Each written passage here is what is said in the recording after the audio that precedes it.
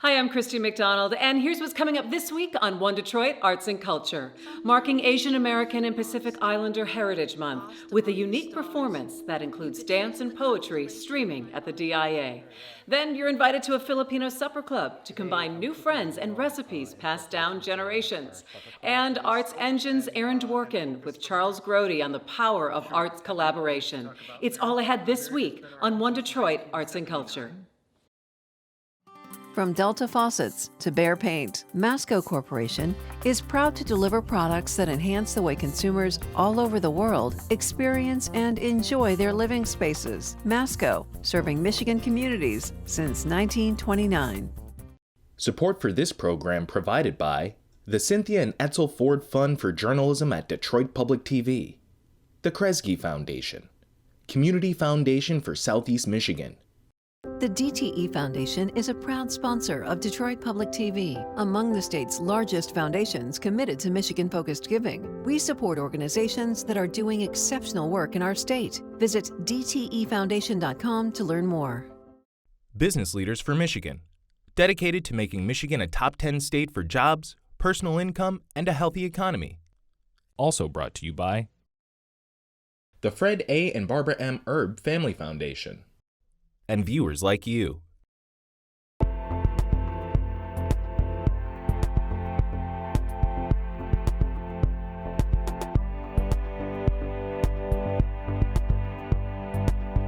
Hi there, and welcome to One Detroit. I'm Christy McDonald. Thanks so much for joining me. This show is all about arts and culture and our connection to performances, events, and groups as things begin to open up just a bit more around Michigan.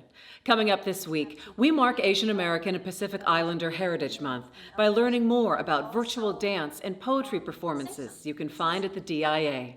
Plus, we get an invite to a Filipino supper club here in Detroit. It's sharing culture and recipes passed down through generations. And then Sphinx founder Aaron Dworkin and his Arts Engine series. This week he talks with Charles Grody, the president of Merit School of Music in Chicago, about the importance of arts organizations sharing ideas. It's all just ahead. And we're starting off with dance and poetry that celebrates AAPI Heritage Month. It's called the Lost Constellation Project and is available on the Detroit Institute of Arts website.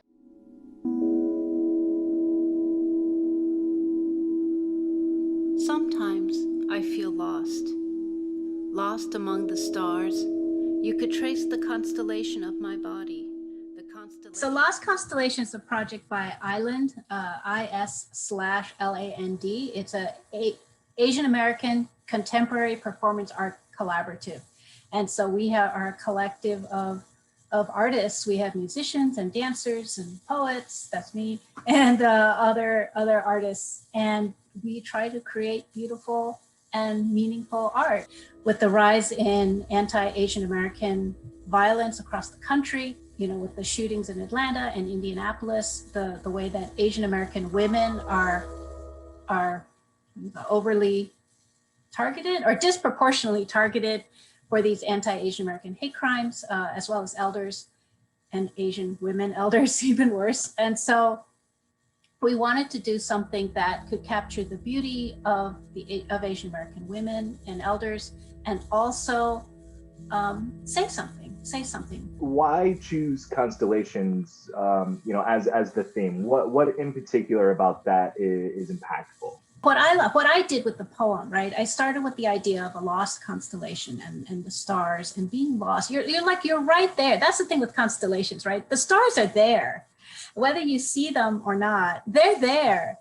And so that's not the issue, right? The stars are there. And so a lot of times Asian Americans are not seen, right, in the popular media as well as in society. But we're right there, and we've always been there, right? Asian Americans have been in this country since the 1500s. One of the lines in the poem is coming from one tradition and growing up in another, and choosing to take the best of both to create something new. Coming from one tradition, growing up in another, and choosing to take the best of both to create something new. Can you elaborate on that in the context of, exploring interdependence, healing and connecting, and the elders and how all that culminates? A lot of times when people immigrate, right? For them, their culture stays frozen in time, as of the year that they immigrated, because they remember back very fondly, usually, of their country. But at the same time, right, they're courageous to take this mad adventure, to go to another country, new language, new culture, right? I mean, think how many of us, like we grew up here in America, how many of us would go somewhere, like not speaking language, like $150 in our pocket? It's hard to do. But then at the same time, so they've made this leap, and they bring all these memories and these cultures and these things that they understand. A lot of times in America, there's a lot of things in America that don't make sense to an immigrant.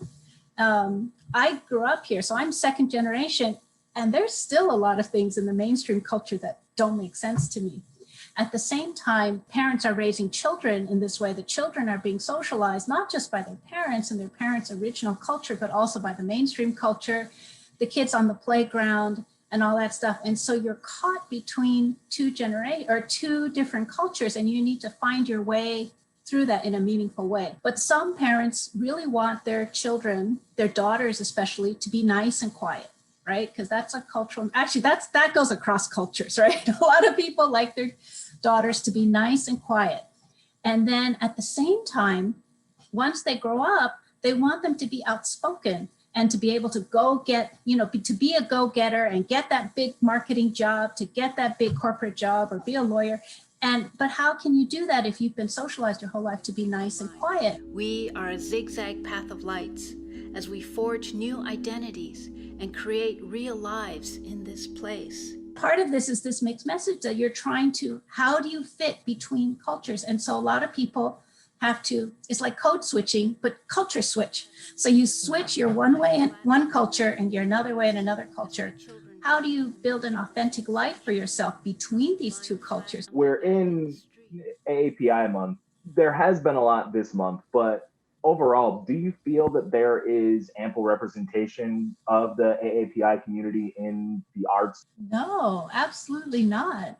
It's there's a huge underrepresentation of Asian American artists, and there needs to be more outreach. There needs to be more financial support, because this is an important part of our, American history and our American culture and our American experience. But sometimes museums and curators and arts organizations, they don't necessarily understand that. They put the Asian Americans in a box. They, some people, not all, of course, but some people don't understand the difference between Asian and Asian American, right? That's the first divide, and that's huge, right? And then economic aspect of it, that if you come from immigrants and refugees, you have a much smaller safety net. And how do you go and be an artist without that big, safety net, without intergenerational wealth, without a lot of support? It's really a big risk to take. To build the bridge of magpies, to bring together the beloved community where everyone is welcome, seen, fed, housed, reunited. Could you tell us where people can go to experience Lost Constellations and how they can interact with, enjoy the project? If you want to find out more about Island Asian American Contemporary Performance Collaborative, go to our website. It's is-land.org.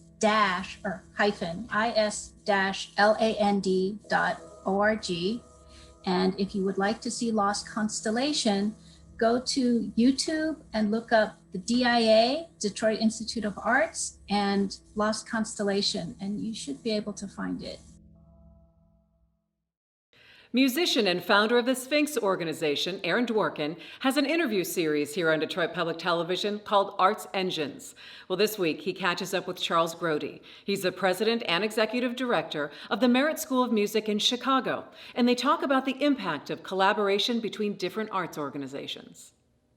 I'm so excited because I have been honored to be able to know about Merit for many years and its extraordinary impact, not only in Chicago, but really on our field as a whole. But could you just kind of give us that quick, just kind of overarching sense for any of our audience who might not be familiar with Merit, the scope and focus for Merit? Sure. Happy always to talk about Merit. Merit has been around since 1979. We were started at a time when the Chicago public school system really pulled back their investment in arts education. And we were founded by two visionary leaders, two visionary women who said, talent is equally distributed, but opportunity is not. And so Merit was founded with that in mind. We have grown significantly over the last 40 years. We have approximately 3,000 students, and we work with them across the city and centrally in our West Loop location. It's everything, early childhood up through high school, and we are jazz and classically focused. And we really believe that, music offers lifelong transformation opportunities. And that's what we're pleased and what I'm pleased and honored to be doing every day. As you look at the field today, where do you see kind of the, either the biggest challenges and or the biggest opportunities that just exist in music education? Are there any key things that you think, right now, here's what we're experiencing. This is the biggest challenge that we see for young people either accessing music education or engaging in it, or here is the biggest, we think opportunity that may be underutilized at this point? Sure. Well, I think there are two components to that answer, right? One is related to the pandemic, and one is related to, I think, an overdue reckoning with, long-standing systemic racism, right? And just an inequity in the arts. And so at Merit, we're really, I think, digging deeply into both of those. So part of that is about the opportunity and the access provided by virtual instruction. So, prior to last winter, prior to mid-March, there was no virtual instruction happening at Merit School of Music. We pivoted within, 2 weeks in the interest of keeping our musical community whole and vibrant. Also, as you know, a few months after that, right, with the murder of George Floyd, a real need to continue to dig deeply into what I think has long been a fight for equity at Merit. And I think the intersection of those two challenges is really extraordinary work to do. It's the work that will, I think, shape the future and the next generation of musicians and arts leaders. And, I think it also presents us with tremendous opportunity because there's such destabilization, there's such isolation due to the pandemic. I think people are so eager to connect and to make things better together through the arts. So I think that's where we're doing the work. And I think the last thing I would say is the best news, I think, is that it's not work that we are doing alone. You started your question by asking about the field. And if I think about the time that I've been active and that we've had the opportunity to work together, I think the conversations, rather than having multiple disparate conversations, the conversations are becoming one, right? And I think Sphinx Connect has been just extraordinary at bringing individuals from the League of American Orchestras, from the National Guild for Community Arts Education, bringing those groups together, right? And instead of having two separate conversations at two different conferences, or three different conferences, we're really having that conversation thanks to Sphinx Connect. And that's leading to some really, I think, really powerful collective impact work in lots of cities across the country. Any sense or any kind of key aspects or ways that you view music schools being able to collaborate with orchestras or with a presenter? In other words, outside, if you will, of the direct field. Any examples of that you think are really important? Sure. Well, I think that part of what I've also seen is a much greater awareness within individuals, right, and within organizations that the work to do is what's important, right? The transformation that we seek for the young people that we exist to engage and to help really see them achieve success. I think that is work that has grounded people that I've worked closely with here in Chicago over many years to say, what we need to do together is, it's too big for any one of us to do. It's bigger than my ego or my fundraising goal. And so what I've seen is a real spirit of generosity.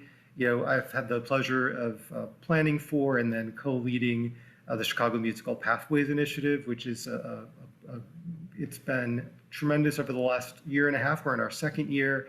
It's really about identifying young musicians from traditionally underrepresented communities that want to be professional musicians, helping them to achieve success in getting into top colleges and conservatories.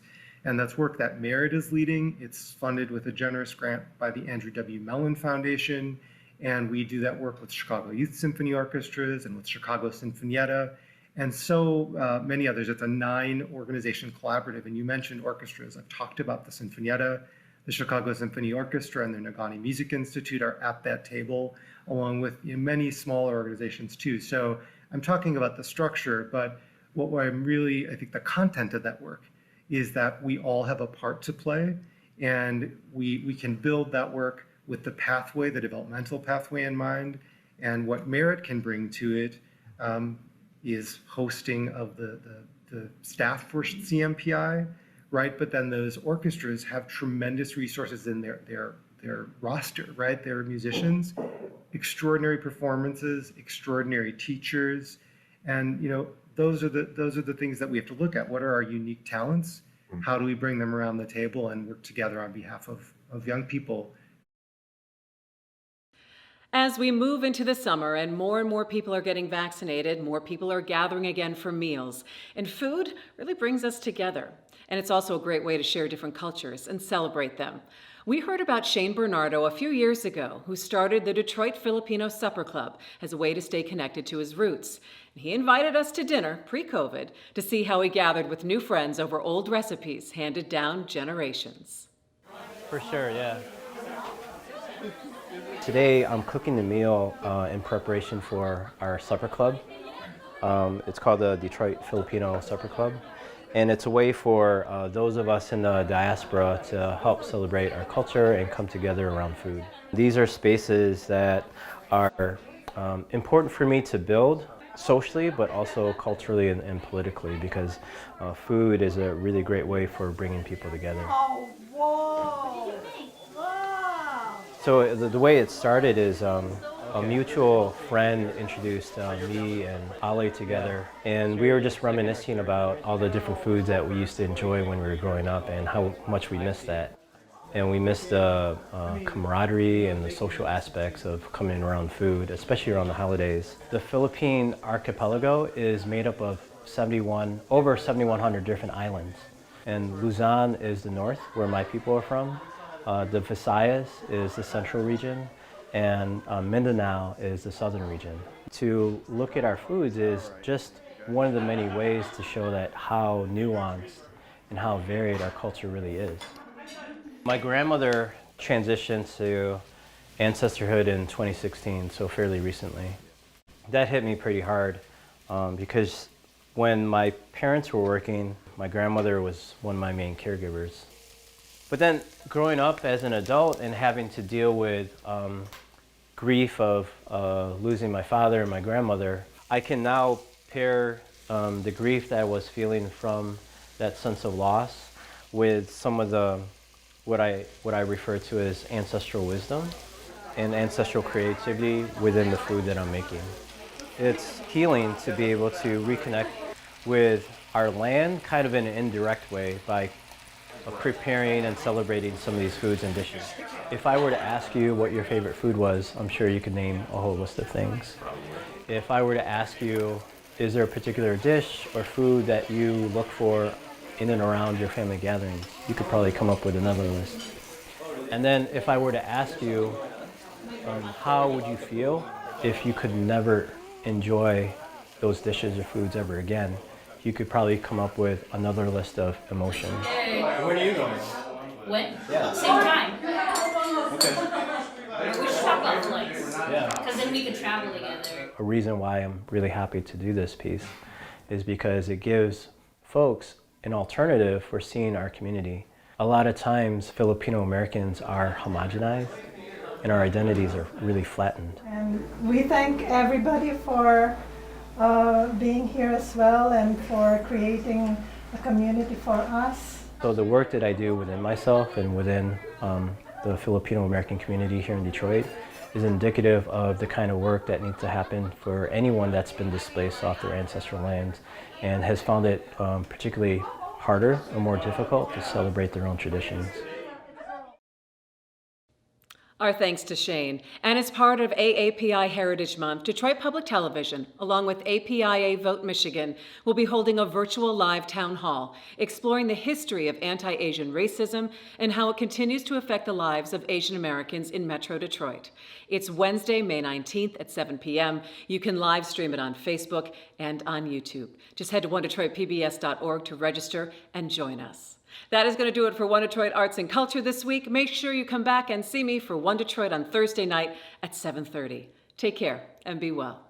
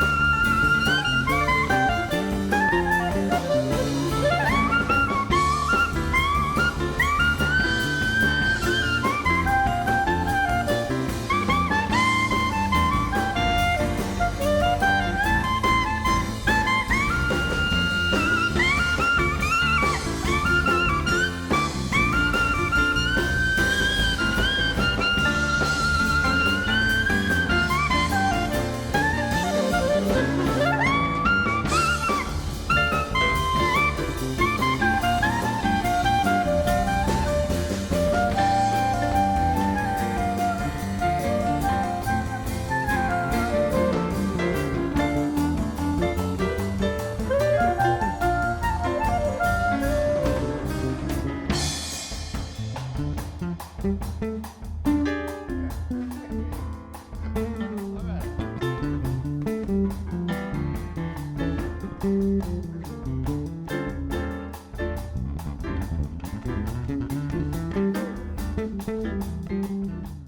can find more at onedetroitpbs.org or subscribe to our social media channels and sign up for our One Detroit newsletter.